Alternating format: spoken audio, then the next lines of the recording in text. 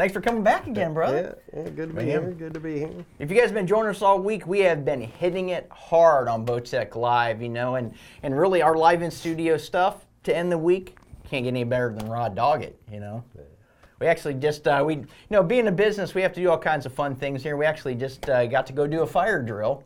That was handy. Literally right before this, so we had to hustle back in, and it's about 100 degrees outside right now. It's pretty close, yeah. So we had to hustle out, hustle back in. Fortunately, Rod had all his bows ready here, ready to go. So, and that's what we wanted to do today. Everybody's always talking about Rod's bows and all that fun stuff. I'm going to load up here so we can answer some questions. There we go. I'll make sure we're live over here.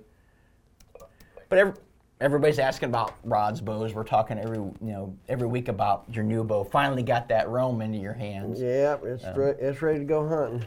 So, and that's the thing, everybody's asks, what do you think about this bow? What do you think about that bow? You're always talking about, well, back when I shot this bow, so, Nolan actually had this idea, hey, get Rod to bring your bows in. Yeah. I thought, that's a great idea. Let's do it. I'm missing a couple of them because I gave them away. And that's a good thing to do. We try to do that. Working for a company, generally we have access to bows. Get people started. We want to help people out. Yeah, I do the same thing. Somebody that's, hey, I want to dabble in a little bit, give them a bow to a local area, somebody here that wants to try out until they can afford to buy a new bow. Yeah. So.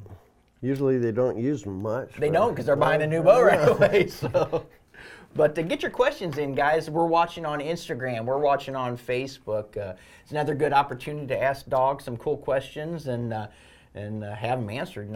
We haven't stumped him yet. We've slowed him down a little bit sometimes. Been close a couple times. We've been close. A couple times. But like I said, get your questions in. We were just talking before we came on air. We're talking about cars and fun stuff, but we're talking about hunting. So what's coming up? How long? 29 and a wake up. 29 and a wake up. 29 and a wake up. Yeah, we're talking about shooting the bows. I need to get out and actually shoot my bow to get ready. So. I got my broadheads. They're hitting just exactly where my target tips do. So that's good news. Shooting those kudos, right? Kudos. Love them. Out of the Realm X, right? They're shooting Realm X or Realm X. Realm X. Yeah. The old. That is a good question. We'll answer here a little bit. So Jeremy Banks, we'll get your questions here shortly because I like that. So I want to talk about bows a little bit, and yours fits in there just perfectly. So yeah, I haven't shot a ton. I mean, I've got the Realm. I shot it October last year, right when we launched. So I shoot them a lot. Yep. I got destroyers that I've been pretty loyal to for at least 5 years. Well, I'll take it back. I shot it during spring turkey season, not at a turkey, but I shot it to get ready, so it's been good so far. Yeah. So. But let's talk about some bows, Rod. So you've got some cool accessories here. We'll get to those too because I know you went to the way back closet a little bit. Those are way back. They don't go all the way back, but this was top of the line stuff. Well, let's hit those first. Let's talk about sights and rests first. So we have a couple here. And actually, we were talking again before we went on air. Rod's like, I should have brought this. I should have brought that. I'm hearing sound from something here. Make sure we're... I'm missing my rope release because before D-loops were invented and put on a string, you used a rope release. Basically, it was the same action. Whenever some knucklehead had an idea, I'm going to tie a string to a string, and it took off. Yeah. And I suppose you could use a rope release on a D-loop and get even better. There you go, a rope on a rope. Well, tell us about this sight. I mean, I have not seen one of these forever. This sight right here, it's got brass pins in it, and you can see how close they go together for high-tech, slow speeds. Yep. Let's hold this up a little. We got this camera here for Nolan. We can show it here a little bit. Go up a little bit. Get a little direction. You might be able to see it on Rod. So this is, like Rod said, brass pins. We'll kind of hold it in front of his shirt a little bit. There we go. You can see this sucker. This actually has its own dovetail mount, which is like top of the line in its day. You can probably still buy the old Bear sight. I believe. I believe they do. Walmart, something. Mm-hmm. I think I've seen them. But this was high tech, like you said, top of the line back then. There's no round nothing to center your pins. Well, tell us. We were talking about. I thought it was a cool story you were telling us on air about how you had to aim. Tell us about normally how you would have to aim with that, and tell us how you learned to aim. We were talking about with your pin. And I still do it to this day, round aperture or not. I don't bother. Right. But I actually look above my peep sight through the V, and I keep my 20-yard pin, whatever distance it is, and I come up from the bottom, put my 20-yard pin on it, might be 40 yards, and then I drop my eye in my peep, get my nose and eye in the peep. Right. So it gets all your anchors, but every shot's the same no matter what. And this was the big state-of-the-art brush guard is all that's for. It's not plastic. You know, it did the job for the most part. Yeah. But the thing is, back then there weren't fiber optics. No fiber optics, no round apertures. After all this, Mongoose PSE had was a Mongoose sight, and that was top of the line, the best you could get. But it still had the brass pins. Yep. Somebody, I think when tritium started coming out, wasn't it that paint, the iridescent, I think it was tritium, it was kind of, at the time, maybe good for you, maybe not. I think when there was a problem with tritium, like it might be radioactive or something. These things here you had to paint with fingernail polish and put a little dot or whatever. I think that one actually had the glow paint on it too. So when the tritium stuff started coming out, I might be totally wrong on what I'm calling it, but I remember that was kind of, everybody's like, you're going to glow in the dark, you use those pins when you first It's funny when you look back on stuff like this, you know, it's like, man, you couldn't get anything better than that. Yeah. It's like, should see it now. Yeah, look at today. I mean, wouldn't you love to take a time machine and go back and just see that stuff? And this arrow rest, it's a Platinum Premier, what it was called. You know, and that, at the time, originally it was Gold Key Futura. Golden Key, I mean, that thing was my hunting rest, target rest. Throw a lizard tongue on that bad boy. Oh yeah, it came with a fishing pole looking thing. Yep. You had the wire loop. Yep, the wire loop. I loved it. I used that style. for when I went to like ACCs, had that wire loop because you could pinch it closed just a little bit and shoot your small diameter ACC. I still got some of those too. There you Actually, go. I think I got 2 or 3 packs that came with all the little additives. Well, and we were talking a little, again, before we came on air, but back when you and I were, you know, I was running the service department and it was pretty much you and I and one other guy.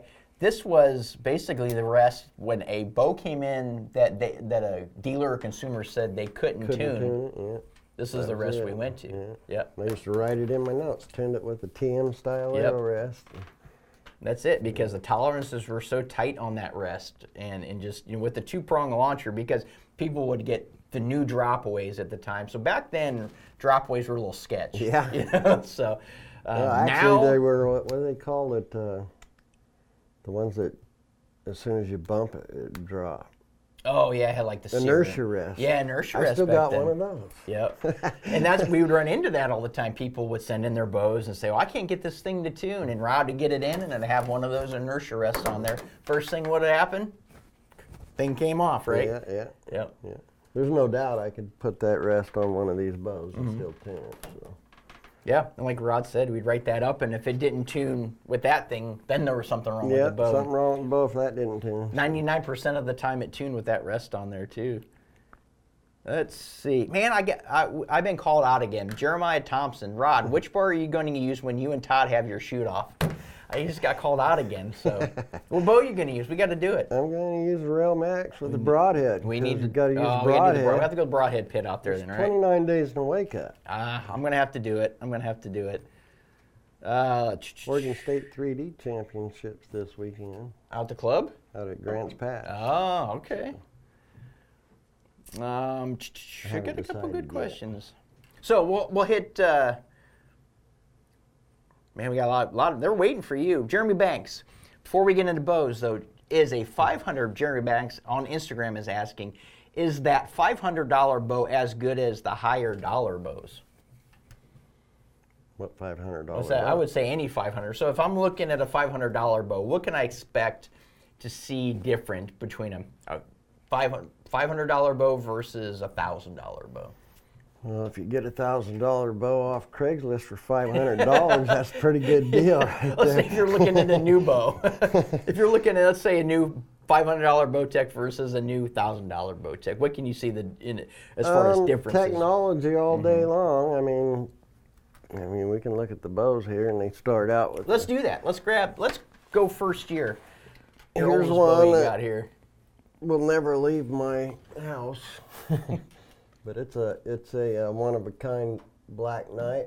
So the infamous Black Knight you hear Rod singing the praises of every week. This is it. I used to swear by this bow, and it's still just as fast as it ever was, and it looks brand new, and I shoot it every once in a while. It's a little harder on the bones than it was back in the day. Yeah, and when you shoot it, you realize how good our stuff is these days. Yep. And this is pretty cool because this is really a one-of-a-kind color, too. So Rod's kind of, he has a little cool, inside access to some of the coolest stuff. So this is a color. Stuff, so. Yeah, yep. So this is, we did have some, the variegated, I said irrigated, variegated colors like this, but this was one I don't think we ever really went to market with in that grain. They were experimenting to see what they thought about it, and nobody really liked it. I liked it. So. Tell us about the Black Knight, because there might be people that are fairly new in archery and aren't really aware of what the Black Knight was at the time. Well, it was the fastest bow on the market at the time that shot 350 feet a second. It's a 2003 model. Your pockets are full of sand.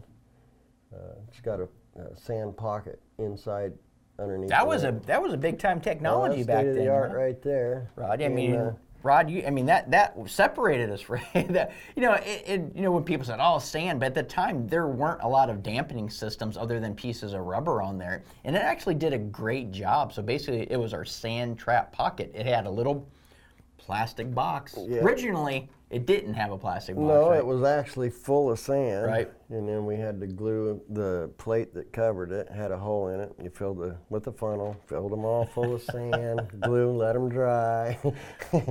That was a long time ago. And then it would leave a little lump where the glue was, and then you had to take a razor blade, cut the lump off.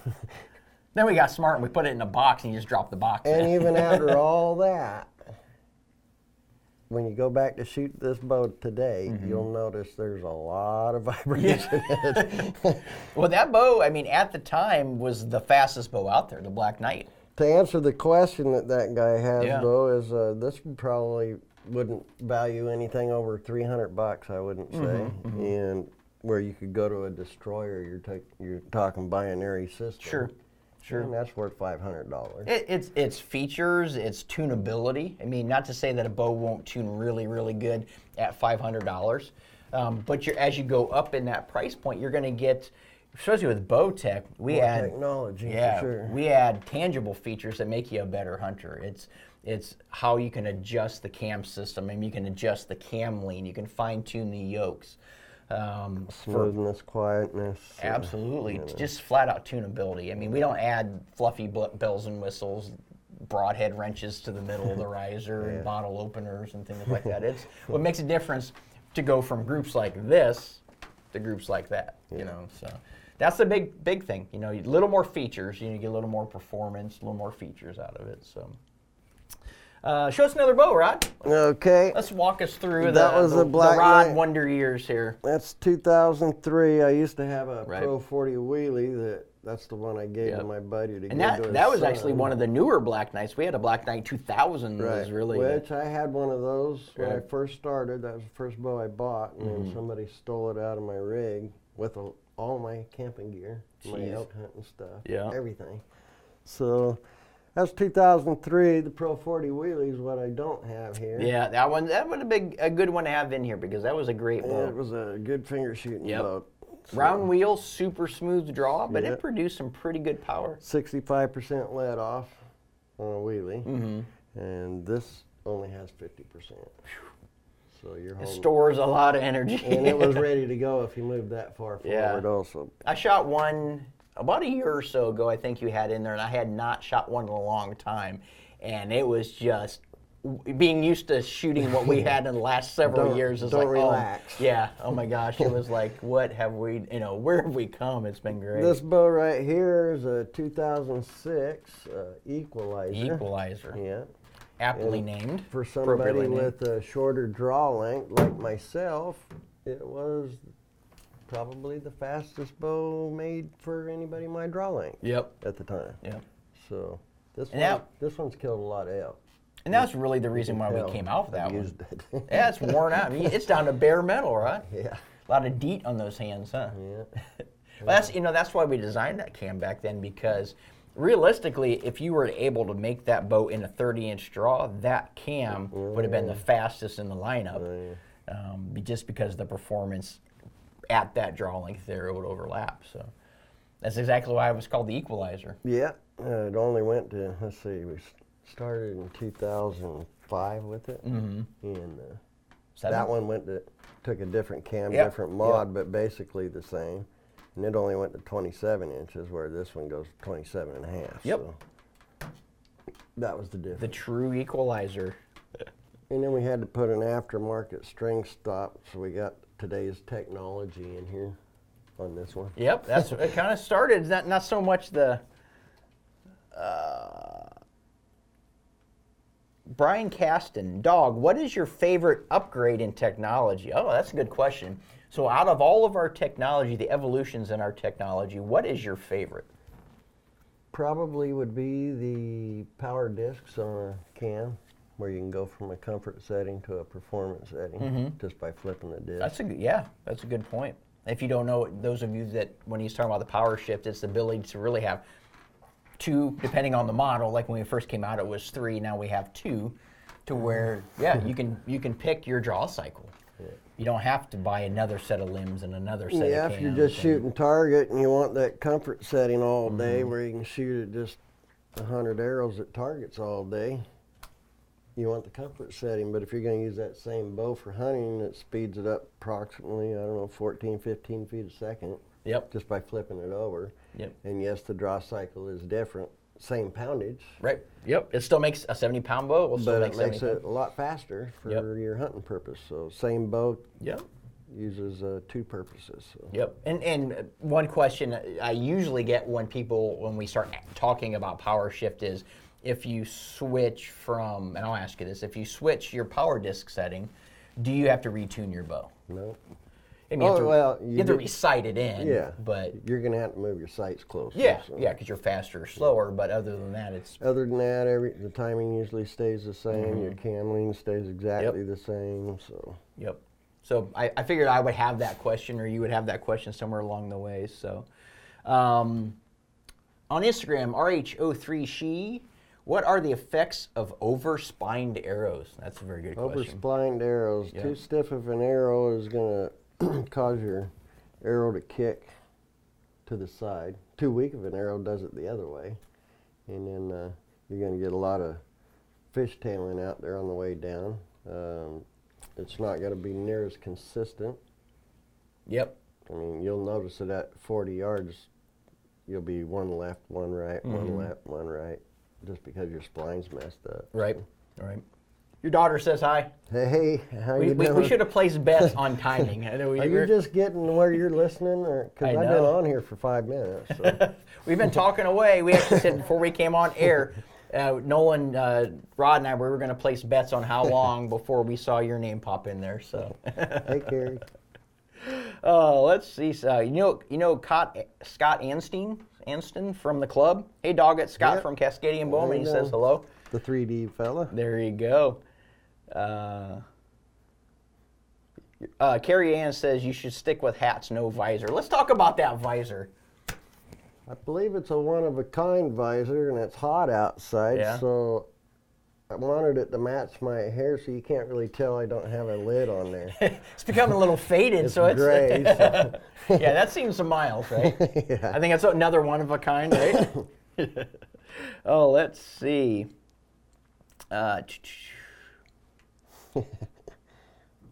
So, Chuck Jammer. Which do you think is better, the old binary take-up on the cam or being able to tune the cam lane on the overdrive? So, standard binary versus overdrive binary. Overdrive binary by far. Yep. Just a lot easier to tune. Yeah. I mean, you can tune it to anybody's grip. The regular binary, you got to pretty much tune it to yourself. So. Yeah. Yeah, and you have to use the rest. I mean, you can't fine tune it. You got to move your rest instead of your bus cables. Yep. So. There's no fine tuning. You can crank your steering wheel and get yourself straight, but you can't fine tune and give yourself a 4-wheel alignment at that point. That's the best way to put it, you know. Got front end alignment on these binary overdrives. Yep, you got to align everything. So you got lots of good stuff coming in for you. The Mountain Man Phoenix is saying, my dad has a sight with brass pins, LOL. Making us feel much older. If he shoots it good, don't change it. Some people just don't want to upgrade to the newer stuff. And plus, it could get a lot of expense in there if you're buying everything new. Yeah. Here's a good question. RB Western Mass Genetics. Are Bowtech's overdrive binary cams slaved together? Talked with Darren Dealer. He said they were not slaved together. Rather, they are an improved two-cam system. He is 100% wrong. So let's talk about that. Are they slaved together? They're slaved together, yeah. Yep. Let's grab this Prodigy. Actually, let's grab the old Destroyer. We'll talk about old Destroyer. Yep. Okay. So they are. Explain why they are truly slaved together. This cable right here is hooked into this cam right here, and this cable right here is hooked into... show this. Let's hold this up in the camera a little bit there, Rod. I'll hold it for you if you want to kind of walk them So through the this. effects of this bow is once you get your bow in time, this cable can stretch, right? Mm-hmm. And this one not. Mm-hmm. And they're still going to be in time. Right. Because when this cam moves, it's pulling this cam at the same amount. So. And physically, I mean, at first look, it looks like it's a true dual cam because of the ability with the split harness. But the axle is actually a hub of the cam. It is splined, it's pinned to the cam. Yeah. So when that cam rotates, the offset, I recommend you get into your local dealer too and check it out, and you'll be able to see a little bit more of what I'm talking about. But on the axle here, that is actually offset from the center. So as that cam turns, that cable will actually go in and out, just like your take-up hub and your let-out hub on your you got your take-up and your... It's just like a cam. Yep. Here's a cam, and now you got another cam on your axle. Instead of a straight-through axle like it's a regular dual cam. It's an eccentric, just like any other part of a pulley. Or let's use this one. Mm-hmm. Oh, there you go. That's a good one to compare here side by side. Yeah. This one right here is just... I was going to slide her up a little bit here. That's just a dual cam bow. Too much. Come closer. There we go. You can kind of see the difference. Yep. How do you know? I'm watching on his monitor over there. So this is just a regular dual cam bow, original. Yeah. And that's because it's got the axle that goes through the limb straight, and there's no extra cam action on it. Correct. Like this. It just pins that yoke to the limb. Right. So there's your difference. Yep. That point, this cam is hooked to that limb, and this cam is hooked to that limb. So if you have any differences in limb deflection, cable stretch, one can't take up for the other, and it's not binary. So then that's where the synchronized binary came up. To that point, there's no yoke or no cable hooked to the limb and went to the cam, but you lose and that's where a dual cam is a little bit better. Well, had a cool feature where the binary didn't, was the ability to fine tune the cam link. Overdrive binary hit the scene. Now you get best of both worlds at that point. So synchronization plus fine tune. It's just a graduation in technology all the way down the line. Can't wait for next year's stuff. So get into your local dealer and have your buddy draw it back, or have the dealer draw it back, and even show the dealer since you've been. And I recommend you have your dealer get in here and watch Rod Doggett, because we explain cool stuff like this. So draw back and you'll see what we're talking about, because that is offset, so it acts like as you draw and you take up cable, that is actually rotating and letting out cable. It's a binary cam system on steroids. Yep. Tell us about we got the Destroyer here. Let's walk us through the Destroyer. This is the one that everybody thought we would never get out of your hands. Yep, 2010. It was just high tech, and it's an animal shooting machine. It just loves fur. Oh, and that's the bow we introduced Overdrive on and FlexGuard on. Yep. Yeah. And let's see, it came out at the same time. No, Invasion was second, wasn't it? Yep. This Invasion's first. Yep. So, yeah. Invasion was the first split limb bow that we came out with. It was this center system, pivot. so. Yep. And we put the Overdrive binary on it. Yeah. Prior to that, we had the Guardian, which had conventional binary on it. This is just smooth shooting. something, if you like a draw cycle and you like the way a draw cycle feels, some people might not like this bow. Yep. It's just like I don't like some other bows that we make to shoot every day. Mm-hmm. It's not your personal preference. Exactly. Yep. I don't like the draw cycle on it for my preference, Yep. where other people just love it. Yep. Yep. And it depends on what you're shooting with too. I mean, if you're just shooting spots, Mm-hmm. you want.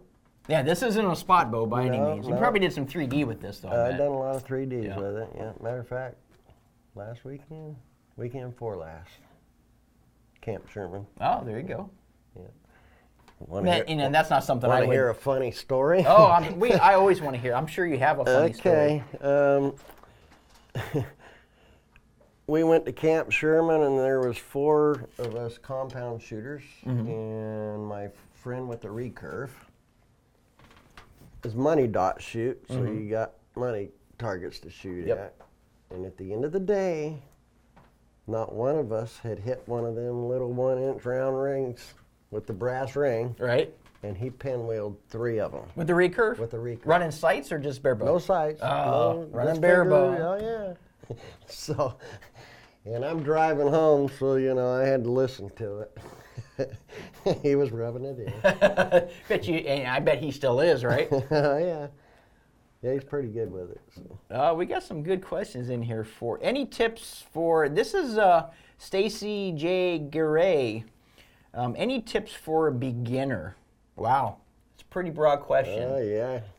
Well, Well, my main tip would be go to your local pro shop. Yep. That'd be the first thing. And then let them discuss what you want to do with the bow. I mean, if you want to just start shooting targets, if that's all you want to do with It's already it. doing a great thing right now is watching you as a beginner, right? You've come to the right place. But your pro shop dealer will be able to head you in the right direction. It depends on your goals, what you really want to do with it. I mean, if you're just going to shoot a target, you'll get a certain type of bow. If you're just going to shoot hunting, you'll get a different type of bow. You can get versatile, and like our new binary overdrives, and then you got bolt worlds. But as a beginner, you might not want to start out with that kind of technology. So. True. And it's not to say that you can't. Different levels of cost to get into the sport. It depends on. I mean, if you're going to be, if you're going to foresee yourself becoming that extreme hunter, which you probably will, probably get the addiction. You'll definitely you'll see a lot of benefit from those extra technologies, all the little additions on there. Plus, if you're younger, yep. I mean, there's bows that we have that go clear from 18 inches to 30 or infinite draw. You can grow with it. So you can grow with the bow. The poundage goes from 7 to 70. Yep. So. And I definitely hop on our website. We have some great information on every single one of our bows, even on the new bows. A lot of informative videos. Shoot us questions on the Facebook page. You can definitely ask us questions. Customer service team is a great team. They know a ton about the bows. Got to give props to Rod's crew here, the customer service team. So yeah, they know a ton about the bows. We do all this content. So make sure you get on all this live content we do as well, because you can ask anything I do. Ask me questions on air. That's why we're here to do that. All of our ambassadors, Jeremy Starks, Nate Zielinski, Chef Jonathan Collins, Randy Newberg, all these guys. And I don't think I forgot it. Did I forget anybody? I don't think I did, Nolan. I think I hit them all. Ask those guys questions because they know our products as well. So, they have the opportunity to shoot any product they want, and they choose Bowtech just for this reason. So, hopefully I didn't miss any of you guys. I'll just all week long we've been hitting these guys. So Nate Zielinski, Chef Jonathan Collins, Jeremy Starks, and David Miller. I mean, it's just Randy Newberg. I mean, all over the board. Great content. So Rod Doggett, we can't forget about Rod Doggett. So, so here's a question. This is a name we hear all the time. Derek's still passing through. We hear this gentleman. So, let's see. Get Dogg to explain the importance of being able to add or remove camling by the split cables to adjust the lateral track of the string and why it changes for draw length and poundage. I tune him all the time, but would like to hear his take on the issue. I don't know if I'm following that question too much there. I'm not sure what he's talking about either, but I think we talked about moving he's wanting the to know cam. the effects of when you move your bus cable. I guess paper tuning was what he's talking about. Derek, if you could clarify that a little bit, I was kind of the part about draw length and poundage. I'm not sure. Maybe if you're only twisting one side versus the other. Well, if you're just twisting up your cables, you're going to affect the poundage. It's going to go up in poundage. Right. If you're just doing the string, it's going to affect the poundage the other way. So. Right. I think it maybe has to do with how you explain it. With if you put a twist in one side, you take a twist out the other, maybe. Oh yeah. If it's already tied and even, and you don't want to move your string offline, then you would put one in, one side, and then take one out of the other. Yeah, you can adjust that and not screw with your poundage. And then your timing's still going to stay the same. Yep. So. I think that's probably, correct me if I'm wrong, Derek, if that's not what you're talking about. I believe that's what you're asking. So, Jeremiah Thompson, Rod, how far of a shot would you take with the Realm X compared to the Black Knight? I've never, on an animal? I'm guessing so. I've never. You haven't had an opportunity yet. Never shot an animal over 45 yards, whether it was with a Black Knight or a wheelie or whatever. And I know the answer to this, but tell everybody why. Tell everybody why you wouldn't do that. Well, anything farther than that, then they have the opportunity. Thing's been standing in the same spot for 20 minutes. Yep. And it's 80 yards, say. Well, by the time your arrow gets there, all he's got to do is take one step for another mouthful of grass, and now you got a gut shot elk. So. Right. And you're comfortable. That's what you've always shot. That's what you're comfortable with. Yes, I know you're accurate further out, but in a hunting scenario. Oh, I sight in out to 100. Yep. Just in case I do get one, and it takes. This is the last day of the season, and it stops out there after I've hit this thing. I'm emptying my quiver at that point. Yep. But you want to be able to focus on that higher percentage shot. Right? I don't want to hurt nothing. Yep. Oh, here we go. Another good question from Thomas Dixon. I bought my new Realm X. It has been really hot here in Idaho the last couple weeks. I can relate. Here too.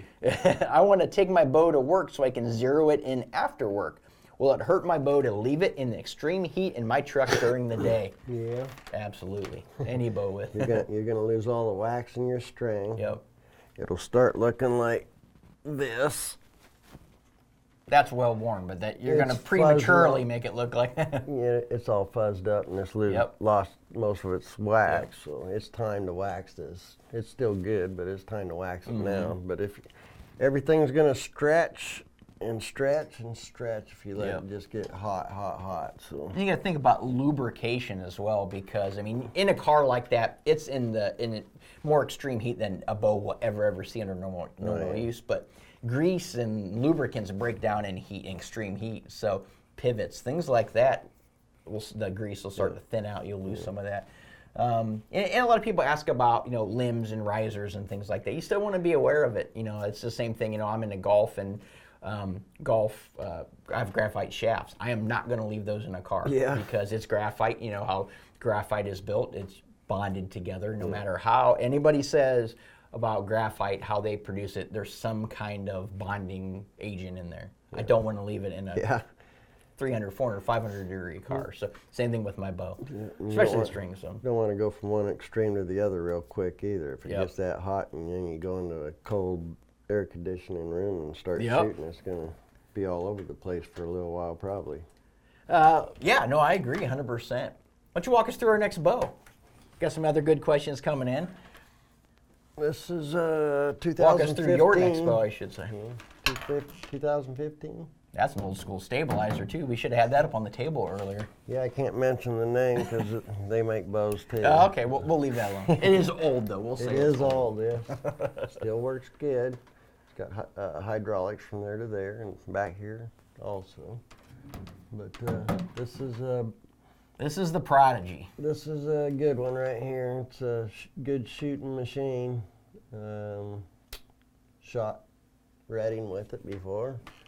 Got my own little special grip on here though, so I can. Oh, there you go. You ever seen one of those? I believe so. Yeah. It sucks your hand right up in. Yep, those are nice, little higher heel on it. Yeah, and the thing of that is now I get to lengthen my draw length. There you go. I can relate to that. It makes it 5 feet faster.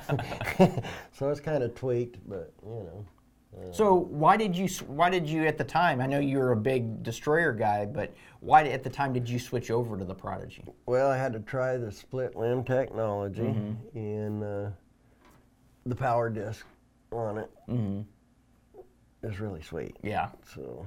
And that's huge. I mean, and that's why we still have that today in some form. We still have the flip disc in it, but it still gives you that ability. So it was state of the art at the time when it came out. So. Yeah, and you think about it, it just saves you as a shooter buying. I mean, you can choose. So if you buy the bow, and you take it home, or like, a week down the road, I just don't like how that draws. It's hurt.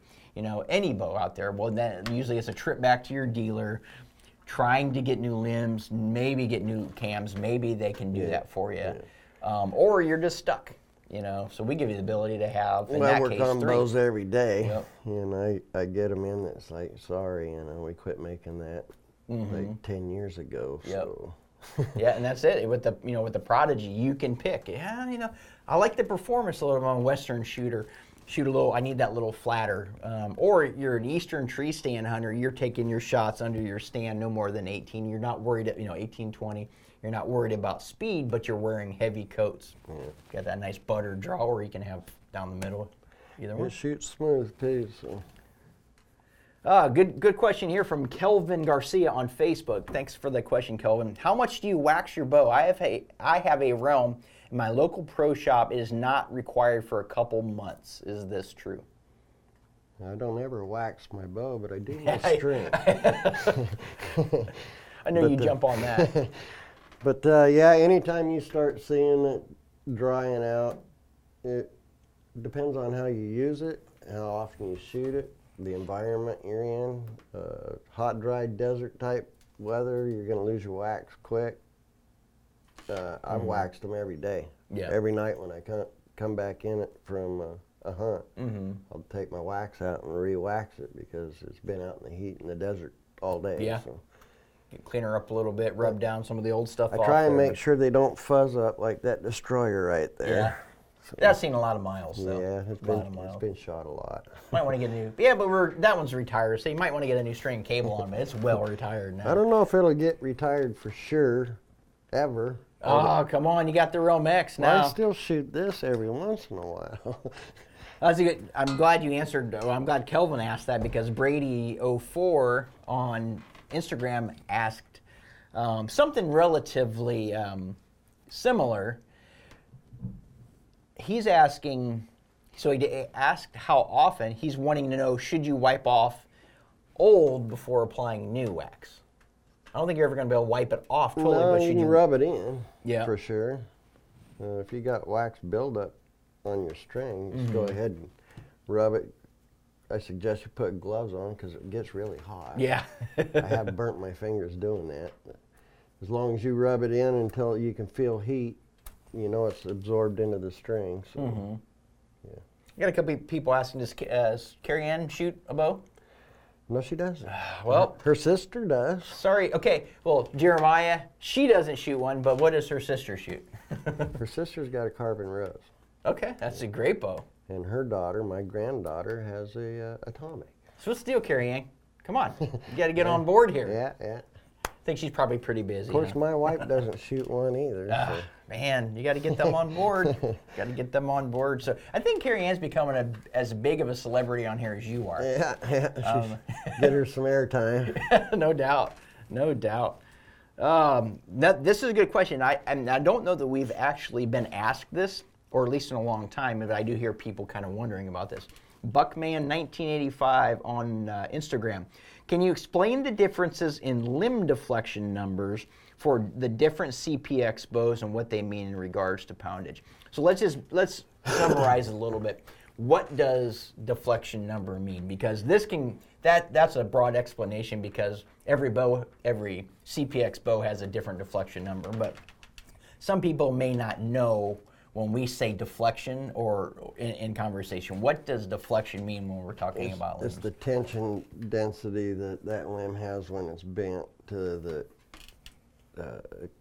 our little machine that we got. We test them all out. We press every one right in the middle. Comes down with a caliper and it tells you exactly the deflection, Yep. the bend factor of that limb. Yep. It's tested to a certain point, At a certain amount of time, and a poundage. At a poundage. Yep. Yes. Yep. So a certain model bow, pick one bow, split limb. Yep. You're going to go from 50 to 70 pounds. It goes like 150, 140 something on a Prodigy to a 174 to a 207 to a 240. 80 pound goes anywhere from 50 to 80 pounds. Sure. So. And it's a good, I'm glad you asked that question, because I have seen in the past people will, let's say they have a Prodigy, and let's just throw out a number 205, and they want to change, say, oh yeah, I want to change poundage limbs. Well, they find, let's say, an Insanity, Yeah, that won't work. 190 or whatever. Okay, yeah, I can go down a poundage. I throw a set of 190 on there and it skyrockets or drops low. What's the difference? What causes that? I mean, theoretically, let's say your Prodigy, let's say you look at the chart, and, okay, for my Prodigy to be 50 pounds, I need a 190. Okay, I found this set of Insanity limbs are 190. I'm going to throw it on here. All of a sudden, it doesn't work. What's causing that, Rod? The difference in the deflection on the limb itself. Yeah. So if I put a set of 190 deflect, I'm just picking a number, I'm grabbing it out of there. 190 Insanity limbs on a Prodigy, why would it not make what a Prodigy poundage? On an Invasion. Yeah, let's say. Yeah. Why are they not interchangeable, the same? They're made completely different. Yep. Well, even the cams are different. That makes a big difference. Yeah. So our new technology that we got, it would never work. Yep. So. Well, better example, I guess, would be the Fanatic. Let's say the Fanatic. So we have the Fanatic XL and the Fanatic SD. So let's say, a Fanatic 70-pound, I got a gnat flying around in here. A 70-pound SD may take the same deflection number, and again, don't quote me on this, I'm just using an example, may take the same deflection number as a 50-pound XL. You know what I mean? Same limb, it's just because of the cam size, it makes a difference. Leverage on the limb makes a difference. So don't automatically think because your bow says it takes a 190 or whatever to make 50 pounds, you can grab another model 190 and it's going to work. Limb length also. Yeah, it makes a big difference on there too. So I have had people ask that, or people mention it ask a question on Facebook that, hey, I did this, but it's not making poundage. That's why they're not model compatible. You might get lucky sometimes. Yeah. But there's a maybe. Let's see. We got some good questions. We have a lot of people asking about other manufacturer bows. What makes ours better than other manufacturers? I've got a couple people ask about different manufacturers, so I'm not going to pick on them specifically, those manufacturers. Well, everybody makes a good bow. They do, absolutely. It makes us make a better bow when we're developing. Yeah, we got to try stay ahead of the ball game here. So. Right. Well, kind of walk us through why you feel our bows are better. Well, we got the fastest, most easiest tunable bow on the market. That's it. That's when you look at it as a dealer, that's great if you're a dealer. You bring a bow in, somebody walks in, you can tune them, have them out the door happy really, really quick. But when it's the easiest to tune, what does it mean as a consumer too? Well, he's happy too. He's happy. He didn't have to spend all day sitting there waiting to shoot a bullet hole. It took about 3 shots. Yep. So. And when it comes down to it, all of us talk about when we're an archer, we want to be able to hit that spot. Oh, yeah. From here to as far as we are physically capable. And a lot of people, a lot of manufacturers will say, oh yeah, there's no vibration in this bow. This bow is super, super quiet. But we shoot groups like this at 50 yards, So that's one thing. We want to give you the ultimate experience on a bow. And that's why we produce vibration-free bows. So they're going to have to move their arrow rest where you don't. And that's it. I mean, it's basically cranking your steering wheel going down the road, and you have to kind of Band-Aid. You're tuning your rest. You're not tuning your bow, and that's a good way to put it. Got a bent front fork on your motorcycle, you got to lean like this all day. That's a good one. I like that. If the marketing director is watching this, he likes analogies. I think that's a good one. Remember Rod's analogy. We're gonna. That's a good one. You know, with the other manufacturers, you have to move that rest. And because what's happening is they don't have split yokes top and bottom, and there's S-whip in the string. They can't tune that out. Yes, they may have a yoke on one end. Don't know it. Exactly. There may be systems out there that do have yokes on the end because of our patent and the feature we have in our overdrive binary. You can adjust the cam lean, where the other ones, you're not able to adjust that. It comes down to making you the most accurate archer at your most comfortable distance, and that's the big thing. Because it can be quiet all day long. A bow can be vibration free all day long, but if you can't hit what you're aiming at all day long, you're going to be very unhappy with your bow, and that's why we're here. Why we produce what we do at Bowtech, because it's about hitting what you're aiming at. I think that's the easiest way to put it. You know, ultimate archery experience. Coming home with the game. That's what it is. You know. One of those. Yep. 29 in a wake up. Well, let's talk about that. Let's talk about deer hunting before we move on to the next bow. Your newest bow. This is your newest bow. What do we have going on, Rod? We got free hunts. Free giveaway hunts. Two of them. We do. One's for elk, and the other one's for deer. Yep. We're giving away an all-inclusive guided Colorado elk hunt with Nate Zielinski. So those of you that were lucky enough to join me yesterday, I sat down with Nate Zielinski, talked about his sheep hunt a lot, and also talked about this elk hunt that he's prepping for. And he is, again, if you haven't watched it, go back and watch it, because there's some bulls that he has through his phone scope that are phenomenal. And Rod, if you have been able to go back and check it out, I'm jealous. I can't go. You can't go. No one can go. We're stuck. But I'm excited to give this away. You can go. You can potentially go if you win this. But we're also giving away a whitetail hunt, right? Whitetail hunt. Yep. Illinois, man, where the biggins live. Guided. You don't need to take anything except the clothes on your back. Yeah, get yourself there. We'll get you hooked up. Meals, lodging, everything. Yep. And again, we talked to Mike Stroff the other day.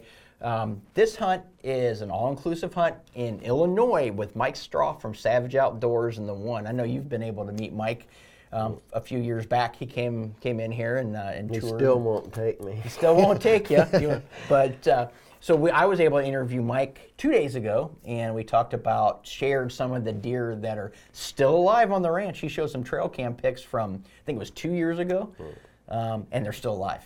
Some big toad. Yeah. Yep. So, but we're going to make it easy I'm going to test your Rod. What's the easiest way for them to enter? Text the word what? Hunt to what number? 77453. You did it. Text hunt to 77453. Then what we'll do is we'll shoot you a text with a link. You do have to go to the link, so just texting that number doesn't get you entered. We're just giving you the link so you can go enter. What that will give you access to is to the sweepstakes for both hunts. So make sure you enter them both, but we're going to give you a quick quiz when you go in there. There's no wrong answers. It just helps us gauge what kind of content we want to build for you as bow hunters. More of this stuff with Rod Doggett, talking about bows, talking about tuning bows, talking about our new bows. And I've been asked, I am not giving away new bows yet. Not yet, guys. Stay with us. Not yet.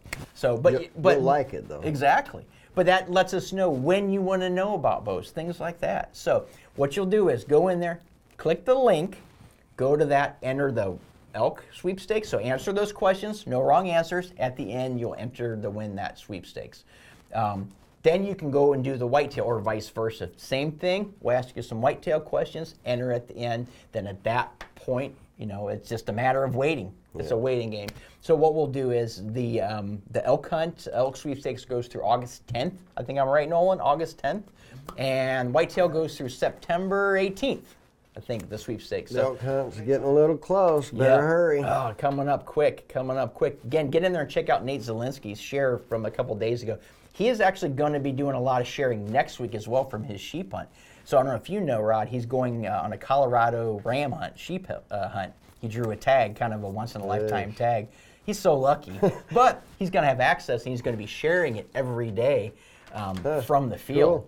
On Instagram. So make sure you get in there and join us. We'll be talking a little more elk through next week. So let's talk about another bow, Rod. All right. So this is not your Realm X, but mine. This is a Realm X. I didn't want to bring it in here. It's ready to shoot. Even Nolan, our AV graphic designer guy's like, "Where's your bow rod?" He's like, Mine's ready to go hunting. The broadheads are hitting, so yeah, it's in hibernation until, you know, I'll shoot it once or twice a day. Yep, still on.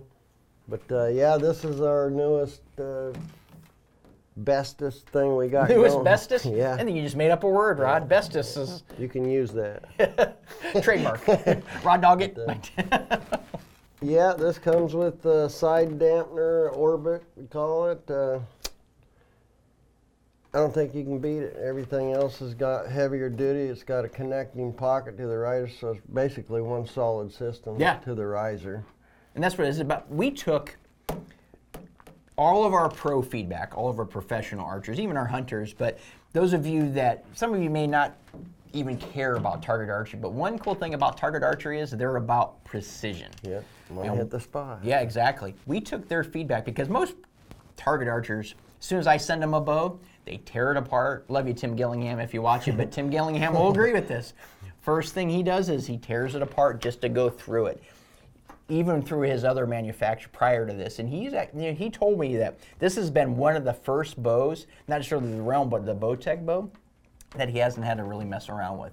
Because prior, he would have, prior occasions, companies, he'd have to shim and file and things like that, switch out limbs. So we took that feedback and put it into a hunting bow. Locked, the CP dual lock pocket, the limbs are locked in the pocket's locked into the riser. It's all one solid unit. It is. It doesn't move. No. Immovable accuracy. Remember I just talked about 5 minutes ago? Accuracy. I'm starting to sound like a marketing guy. Yeah.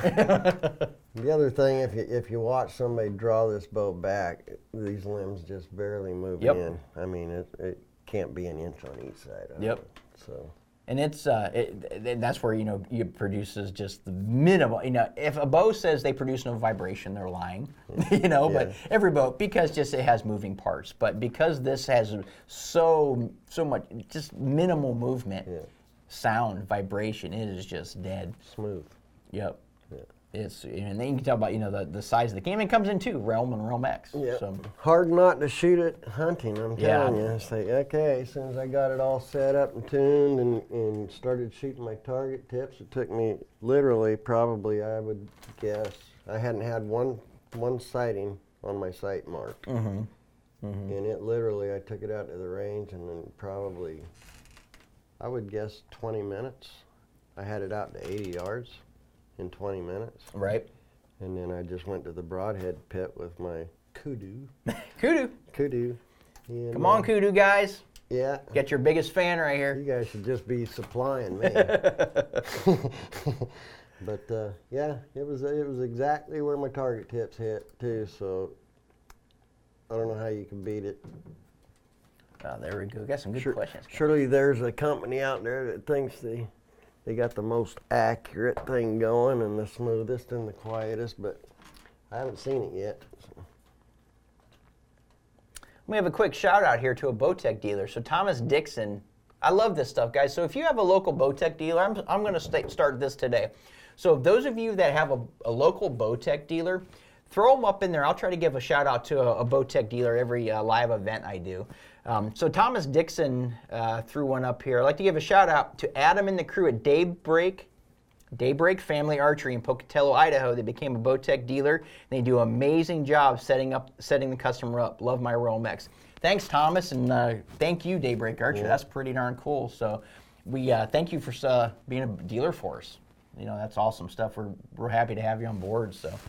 Thanks, Thomas, for sharing that. So, guys, every one of these events, share them with me. I can't share them all, but I'll try to get everybody every week. At least and get them in there. there. And if you got questions, that's the place to take it. Yeah, take absolutely. it to your dealer. Yep, that's a good point, Rod. Because Thomas Dixon's saying Daybreak Family Archery did a great job setting that up, and that's one thing we do with our territory reps is they have basically a mini Bowtech university. That we've put together over the years, and it's ever evolving. Those guys go out and teach those guys and put on those seminars, so we make sure they're well trained to make sure they take you have very to good do care it of with you the guys, technology increases that we have every year. You have to show them guys, and then they can go out there and show the dealer exactly what they just learned. Yep. Yep. So Harris Elvey, guys, are there any demos for fine-tuning your Bowtech bow? I would take a look because actually I think 4 weeks ago or so we did a fine-tuning video. We did that, yeah. Yep, so take a look. If you could hop on our Facebook page here, you're probably already there. Actually, you're on Instagram.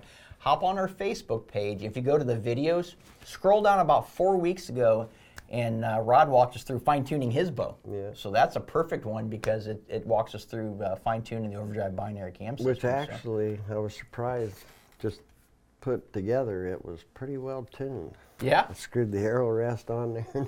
Didn't have to change anything except one twist, I think, and one right side bus cable. Yep. And it was done. So I haven't touched it since. That's because you set it up, right? Yeah. Yeah, that's you know what you're doing. No, and it does tune pretty easy. And because when we're building the bows, they laser tune them. They set at the preset specification before they leave.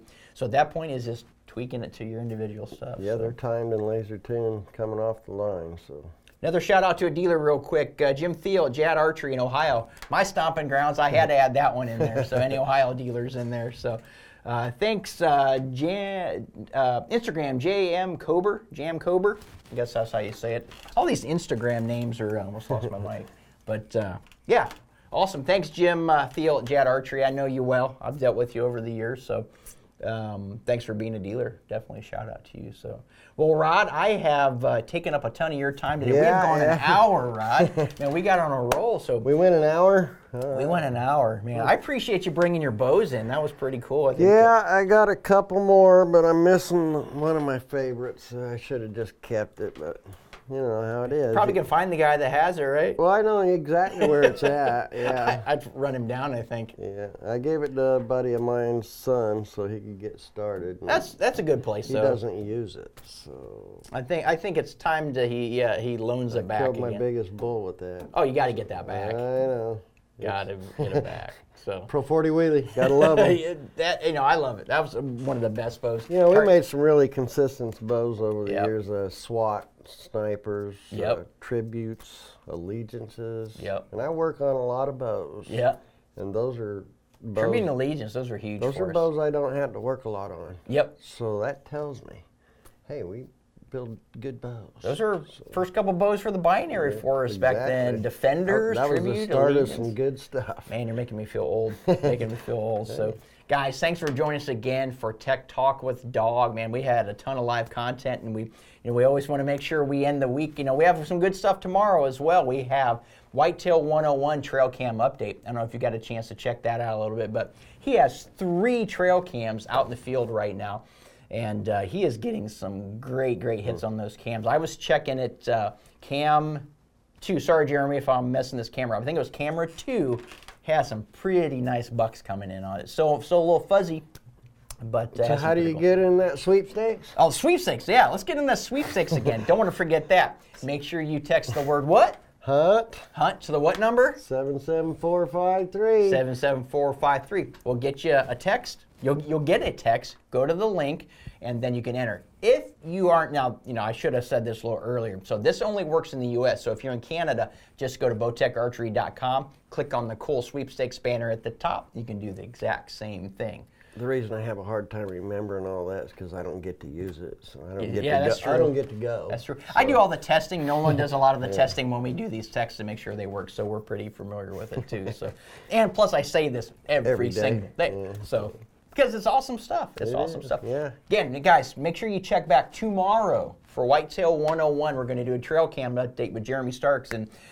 I'm excited to see what he's got going. I've been talking to him today. We've been talking about those trail cam hits. So it's Friday. It's a trail cam update. You got to check out some big animals. He's got some bear. He's got some great whitetail coming in there. Even some raccoons on there. I saw some raccoons going after that stuff. So make sure you guys check us out all week next week as well. We've got more great Bowtech Live content coming at you. So until then, have fun and shoot straight. Thanks, Dogg. Yep. Good to be here.